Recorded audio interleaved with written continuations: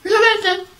В това видео ще ви покажа няколко съвета как да станете по-богати и да имате много повече пари.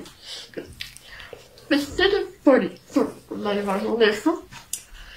Примерно, когато влизате в някакъв супермаркет за нещо, гледайте цените, защото е много важно, защото понякога някои неща, които искате да си купите, са много скъпи и струват много пари. Затова гледайте да си купувате такива неща, които са по-евтини. Не харчи пари за глупости. Това също е много важно. Аз самата доста харчам парите за глупости. И второто нещо, което ви препоръчвам, е да хвърляте пари в касичка. Например, да хвърляте 1 лев или може би 50 стотинки, колко искате.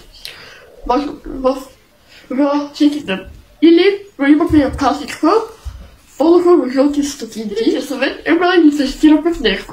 Примерно, да продавате някакви неща, което струват, може да са скъпи, може да не, но накрая да получите пари.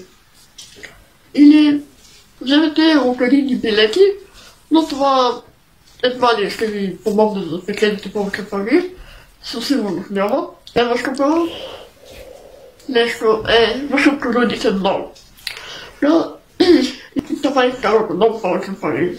Това може би всички го знаят, но трябва да работим. Ако нямаш работа и не можеш да работиш, много по-добре да крадеш.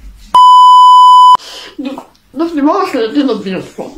Това бяха моите съвети, надявам се да са ви помогнали по някакъв начин. Ако е така,